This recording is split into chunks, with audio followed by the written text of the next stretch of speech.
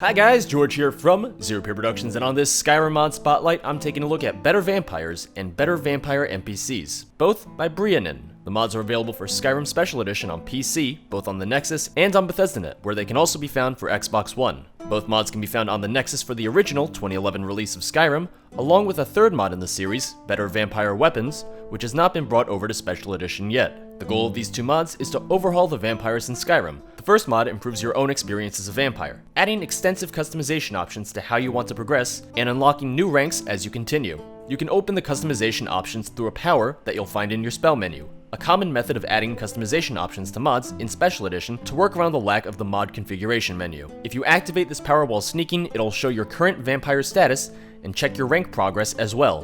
One feature of the mod is the ability to choose how you progress as a vampire, and if you wish to be at your most powerful when you're fully fed, or when you're starving.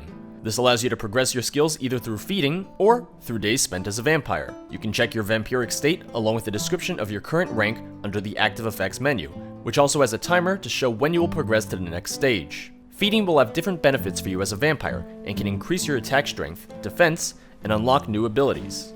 You'll be able to feed on people in various states, including those who are asleep, paralyzed, and even the recently deceased.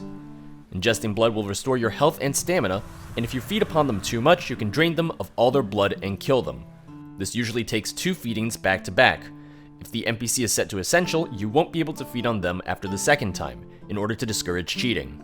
Waiting 24 hours in game will allow any NPC that has had some of their blood drained to return to full health. While in combat, you'll be able to bite a staggered opponent, as long as you have more health than they do. This will drain a portion of their health and give it to you. This attack does not count as a feeding, rather as a quick way of healing up in the midst of combat. Among the features added by this mod is the ability to turn nearly any NPC into a vampire. You'll be able to create new followers out of your victims, and like you, they'll have the different strengths and weaknesses of being a vampire. You can even enable a feature that will allow them to feed on other NPCs when they're hungry. Should you not want a follower, you can always turn them into a thrall instead, acting as a free feeding station that will follow you around. But the life of a vampire isn't always easy, and with your new abilities come new weaknesses. Like other vampires, you'll be weaker to silver weapons, which burn a certain amount of points of damage, which will scale with your level. Much like the vanilla game, you'll be weaker in sunlight, although the mod takes it to a much more nuanced level. Damage taken while outside is now more dependent on lighting levels, meaning that when it's sunny, you'll take damage, but if you stand in shade or it's overcast, you won't be harmed. The light level threshold can be adjusted, which is useful should you be using an EMB or other mods that might affect the light levels for the game. Like the vanilla game, NPCs will be able to tell that you're a vampire, making it difficult to go about your business at times. Using a new illusion spell will mask your presence, but only for a short period of time. The second mod, as the name would imply, is focused on overhauling all vampire NPCs, aiming to make them less predictable and cliché. The mod adds more variety to vampires encountered across your game, giving them new abilities at higher levels to create a much more challenging experience. Vampires will spawn according to your level, have different spells, and less predictable AI. You won't always see vampires running around in the common vampire clothes from the Dawnguard DLC, giving them varied armor and weapons, so that they might not be as easy to spot immediately. In terms of appearance, stronger and more ancient vampires will appear to be much more pale. The mod also adds new combat abilities for vampires, including the ability to turn into a mist when low on health, and a blink ability that allows them to teleport behind you.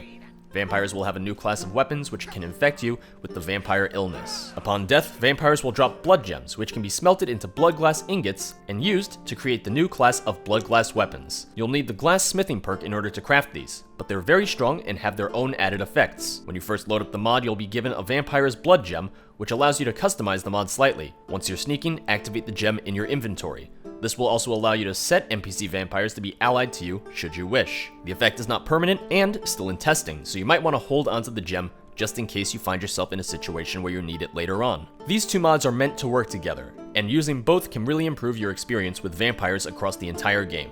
The mods can also be used independently of one another without any issue, should you only be interested in changing your own abilities as a vampire, or just that of the NPCs. If you're using both of these mods, you should place better vampire NPCs before better vampires in your load order. This will replace some meshes and textures, but does not negatively impact either mod.